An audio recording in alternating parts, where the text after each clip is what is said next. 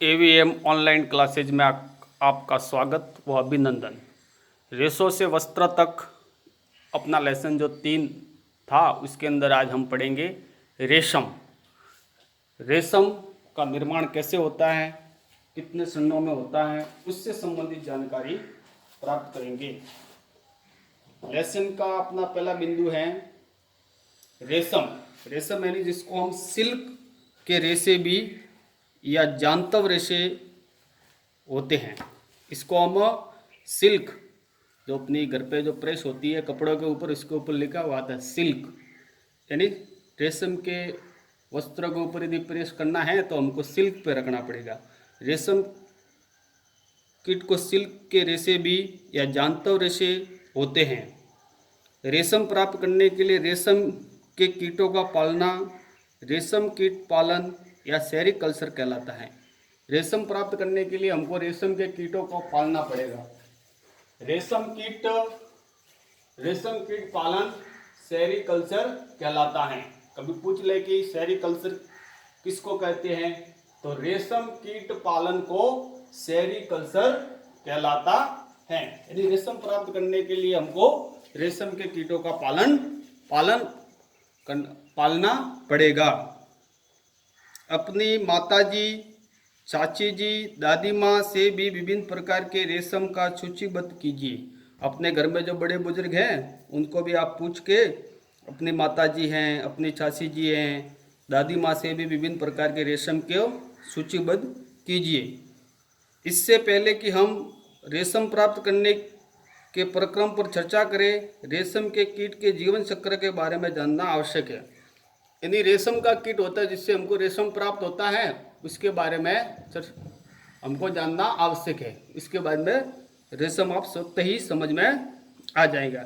रेशम कीट का जीवन चक्र, रेशम कीट का जीवन चक्र के बारे में हम अध्ययन करेंगे। जैसे ये अपना सेकंड बिंदु है, पहले हमने रेशम के बारे में पढ़ा, अब है रेशम कीट का जीवन चक्र। यानी रेशम के कीट जो कीट होता है उसका जीवन चक्र क्या होता है, वो कितनी अवधि तक रेशम देगा, कैसे प्राप्त होगा, उसका जीवन काल क्या होता है, वो क्या खाता है, ये इसके बारे में रेशम कीट का जीवन चक्र, इसके बारे में है अध्ययन करेंगे। तो सबसे पहले मादा रेशम कीट अंडे देती है। मादा जो रेशम कीट होती है वह अंडे देती है जिनसे लार्वा निकलते हैं। मादा रेशम कीट होती है वो अंडे देती है जिससे क्या निकलता है, लार्वा निकलते हैं। ये आकार में वृद्धि करते हैं और जब कैटरपिलर अपने जीवन चक्र की अगली अवस्था में प्रवेश करने के लिए तैयार होता है तो यह प्यूपा कोशिका कहलाता है। मादा जो रेशम कीट होती है वो अंडे देती है और उन अंडों से क्या निकलती है, लार्वा निकलती है। ये आकार में वृद्धि करते हैं, धीरे धीरे बड़े होते हैं और जब कैटरपिलर अपने जीवन चक्र की अगली अवस्था में प्रवेश करता है, यानी आगे वाली अवस्था में जब इसका जीवन चक्र चला जाता है या तैयार हो जाता है तो यह प्यूपा कोशिका कहलाता है। क्या कहलाएगा, प्यूपा कोशिका। ये देखो यहाँ पर भी लिखा हुआ है, कैटरपिलर यानी इल्ली या रेशम का कीट कहलाते हैं, तैयार होता है, यानी ये जब बड़ा हो जाता है अगली अवस्था में प्रवेश कर लेता है तो यह प्यूपा कोशिका कहलाता है। ये भी आपको ध्यान रखने का, यह प्यूपा कोशिका कहलाता है। प्यूपा कोशिका किसको कहेंगे, सेरीकल्चर किसको कहेंगे, ये दो प्रश्न यहाँ छोटे छोटे बनते हैं। इनको क्या कहेंगे, कैटरपिलर या इल्ली या रेशम के कीट भी कहा जाता है।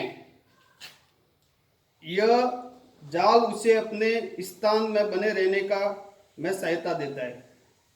कौन सा, जो अपने इर्द गिर्द एक जाल बुन लेता है, एक जाल के समान बुन लेता है। जिस प्रकार मकड़ी कैसे अपना जाल बनाती है उसी प्रकार से आपके घरों के अंदर आपने जाले देखे होंगे, वो मकड़ी द्वारा निर्मित होते हैं, उसी प्रकार से ये भी अपना एक जाला बनाता है अपने इर्द गिर्द। यह जाल उसे अपने स्थान में बने रहने में सहायता करता है, ये उसको अपने स्थान पर, एक स्थान पर बने रहने में उसकी सहायता करता है। फिर यह अंग्रेजी संख्या 8 होते हैं, उसकी आकृति में चला जाता है। इस प्रकार के अंग्रेजी संख्या के 8, इस आकृति में यह एक प्रकार से बना लेता है और उसके अंदर चला जाता है। रूप में अपने सिर को एक सिरे से दूसरे सिरे तक ले जाता है। अपने इस रूप में एक सिरे से दूसरे सिरे तक, अपने इस सिरे से उस सिरे तक ले जाता है। सिर की इस गति के समय कैटरपिलर पहले तार के रूप में प्रोटीन से बना एक पदार्थ स्रावित करता है। प्रोटीन से बना एक पदार्थ होता है जो स्रावित करता है, जो कठोर होकर सूखकर रेशम का रेशे बन जाता है। जो क्या होता है, धीरे धीरे सूख कर क्या हो जाता है, रेशम का रेशे बन जाता है। जल्दी ही कैटरपिलर स्वयं को पूरी तरह से रेशों से ढक लेता है। धीरे धीरे वो पूरे रेशम के रेशों से ढक लेता है और पीपा बन जाता है। पीपा बन जाता है। यह आवरण कोकून कहलाता है। इस आवरण को क्या कहेंगे, कोकून। यह आवरण जो इसके गोल गोल जो रेशों के रूप में कड़क होता रहता है, इस आवरण को क्या कहलाता है, कोकून। क्या कहेंगे, कोकून कहलाता है।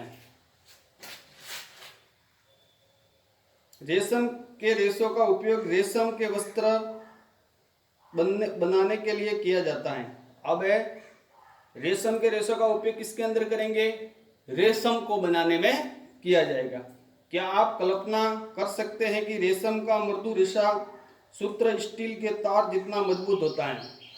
ये जो होता है स्टील का तार, आपने देखा होगा, उसके जितना मजबूत होता है। इसका सूत्र होता है जो स्टील के तार जितना मजबूत होता है, इतना मजबूत होता है। ये स्टील का तार कैसे होता है, कितना मजबूत होता है, उसके जैसा इसका रेशम का जो सूत्र होता है वो इतना बड़ा या इतना मजबूत होता है।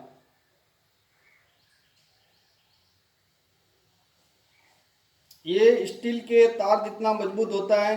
रेशम का धागा रेशम कीट के कोकून से प्राप्त रेशों से तैयार किया जाता है। अब रेशम का जो धागा होता है वो कोकून से हमको प्राप्त होता है। रेशम कीट अनेक किस्म के होते हैं, ये भी अनेक अनेक किस्म के होते हैं। जिस प्रकार ऊन अलग अलग किस्म की होती है, उसी प्रकार से रेशम के कीट भी अनेक प्रकार के होते हैं, जो एक दूसरे से काफी अलग दिखाई देते हैं, जो एक दूसरे से आकार में वगैरह उसके अंदर अलग अवस्था में हमको दिखाई देते हैं।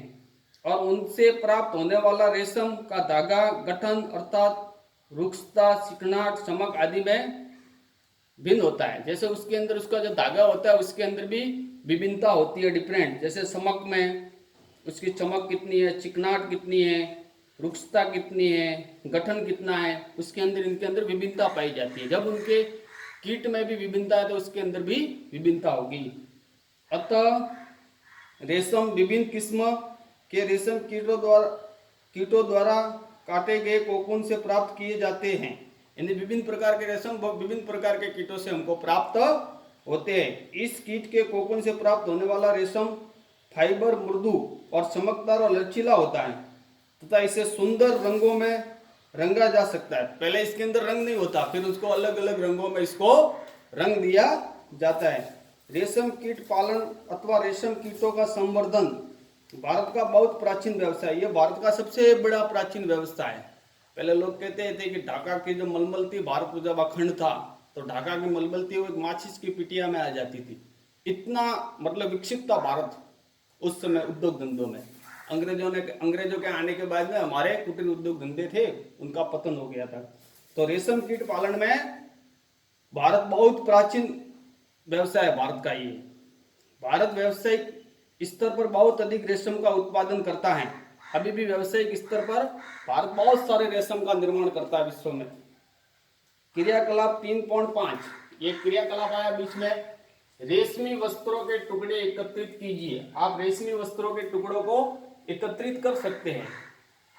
छोटे छोटे टुकड़े होते हैं विभिन्न रंगों के, तो आप हर रेशमी वस्त्र का टुकड़ा अलग अलग होगा, यानी उसकी चिकनाहट है, चमक है, गठन है, उसके अंदर आपको विभिन्नता दिखाई देगी। उन टुकड़ों को एकत्रित करना, तो ये क्रियाकलाप क्या है आपकी किताब में तो दिया गई है, लेकिन एक बार मैं आपको इसको पढ़ के आपको समझाता हूँ। विभिन्न प्रकार के रेशम के टुकड़े एकत्रित कीजिए और उन्हें अपनी स्क्रैप पुस्तिका में चिपकाइए। अपनी एक पुस्तिका लीजिए, उसके अंदर विभिन्न प्रकार के रेशम के टुकड़ों को चिपकाइए। आपको ये दर्जी के दुकानों में व्यर्थ कर्तनों की ढेरी में मिल सकते हैं। ये आपको कहाँ मिल सकते हैं, जहाँ दर्जी कपड़ों की सिलाई करता है वहां पर ये आपको मिल सकते हैं। तो उनके ढेरी के अंदर से इकट्ठे करके लाने हैं। अपनी माताजी, चाची जी अथवा शिक्षिका या शिक्षक की सहायता से विभिन्न किस्म के रेशम आदि की पहचान कीजिए। आप इसको पहचान करने में किसकी सहायता ले सकते हैं? अपनी माता जी हैं, अपने पिताजी हैं, हाँ, अपने अंकल है, आंटी हैं, और शिक्षक हैं, यानी अपने आचार्य हैं, दीदी जी हैं, उनका सहयोग लेके आप विभिन्न प्रकार के रेशम को अलग कीजिए। रेशम के इस टुकड़ों का गठन तथा बनावट की तुलना कृत्रिम रेशम के टुकड़ों से कीजिए।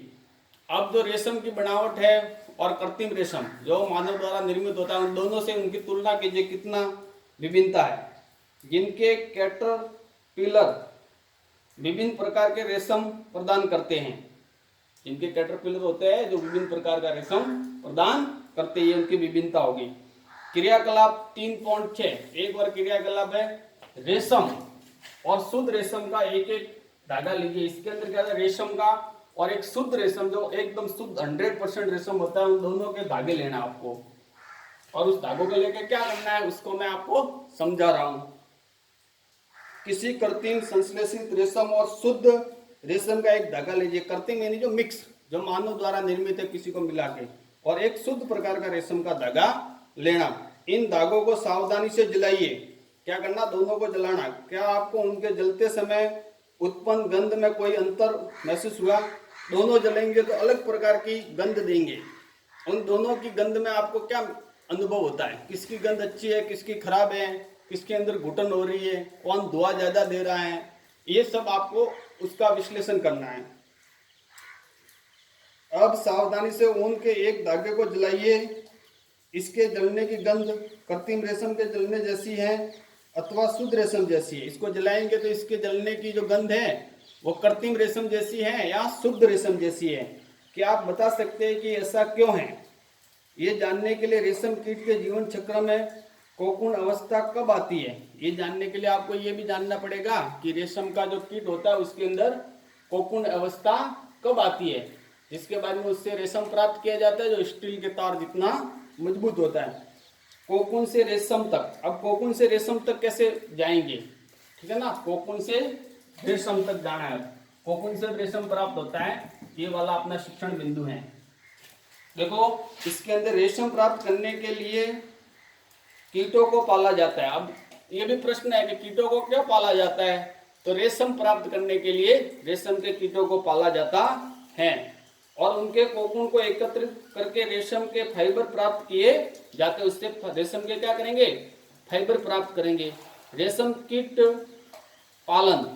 अब रेशम कीट का पालन, रेशम कीट का पालन, कोई मादा रेशम कीट एक बार में सैकड़ों अंडे देती है। एक बार में कितने अंडे देगी वो? सैकड़ों। रेशम एक दिन में या एक बार में सैकड़ों अंडे देती है और उपयुक्त ताप पर उन्हें गर्म रखा जाता है।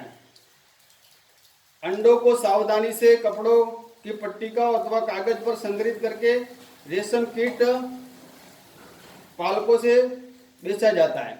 उसको या तो कागजों के ऊपर या कपड़े की पट्टियों के ऊपर संग्रहित किया जाता है, फिर उनको बेचा जाता है अंडों को। ये पालक किसान अंडों को स्वास्थ्यकर स्थितियों में उचित ताप पर आर्द्रता की अनुकूल स्थितियों में रखते हैं। जैसे इसको सुरक्षित रखने के लिए उसको क्या करना पड़ेगा, एक निश्चित ताप पर गर्म रखा जा सकता है दिन रात तक।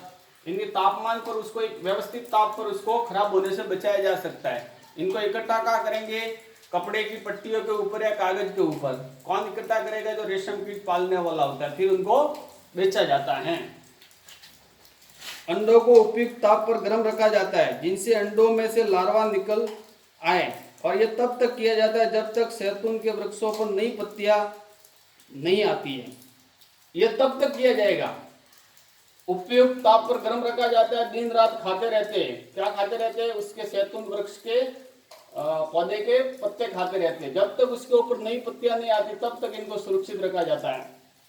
लार्वा से जो कैटरपिलर अथवा रेशम कीट कहलाते हैं, दिन रात खाते रहते हैं। ये दिन रात खाते रहते हैं, रात को भी खाते हैं, दिन को भी खाते रहते हैं, और आम ताप यानी साइज में काफी बड़े होते हैं।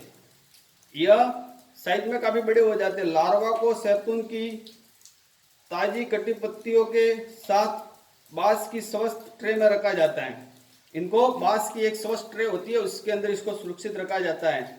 25 से 30 दिनों के बाद कैटरपिलर खाना बंद कर देते हैं। 25 या 30 दिन तक ये खाते रहते हैं, फिर ये खाना बंद कर देते हैं और कोकून बनाने के लिए वे बांस के बने छोटे छोटे कक्षों में चले जाते हैं। और बांस के जो छोटे छोटे 25-30 दिन बाद वे खाना बंद कर देते हैं पत्तियों को, और बांस के छोटे छोटे जो घर बने हुए होते हैं उनके अंदर ये कैटरपिलर अथवा रेशम कीट चले जाते हैं। कैटरपिलर अथवा रेशम कीट कोकून बनाते हैं। कैटरपिलर अथवा रेशम कीट होता है वो क्या बनाते हैं? कोकून बनाते हैं, जिनके भीतर प्यूपा विकसित होता है। जिनके भीतर, इसके अंदर प्यूपा विकसित होता है। अब है रेशम का संसाधन। जैसे रेशम को कैसे, रेशम का संसाधन, ये अंतिम बिंदु है अपना, रेशम का संसाधन। अब रेशम को कैसे प्राप्त करेंगे उसके बारे में अध्ययन करेंगे। रेशम फाइबर प्राप्त करने के लिए कोकूनों की बड़ी डेयरी का उपयोग किया जाता है। बड़ी डेयरी, छोटी छोटी नहीं, बड़ी डेयरी का उपयोग किया जाता है। वैक्स कीट में विकसित होने से पहले ये कोकूनों को धूप में रखा जाता है। पहले कहाँ रखा जाता है? धूप में रखा जाता है। इस प्रक्रम में रेशम के फाइबर परतक हो जाते हैं। रेशम के रूप में उपयोग के लिए कोकून में से रेशे निकालने के पश्चात उनसे धागे बनाने की प्रक्रिया रेशम की रीलिंग कहलाती है। धागे निकालने की प्रक्रिया को क्या कहेंगे? रेशम की रीलिंग कहलाती है। रेशम विशेष मशीन से रीलिंग विशेष मशीन में की जाती है, जो कोकून में से फाइबर या रेशों को निकालती है। फिर रेशम के फाइबरों की कताई की जाती है, जिससे रेशम के धागे प्राप्त हो जाते हैं। बुनकरों द्वारा रेशम को इन्हीं धागों से वस्त्र बुने जाते हैं, इसी से वस्त्र बुने जाते हैं। अंत में मैंने आपको एक चित्र भी दिखाया, मादा रेशम कीट तथा उसके अंडे। इस प्रकार का कीट होता है, इस प्रकार के उसके अंडे होते हैं।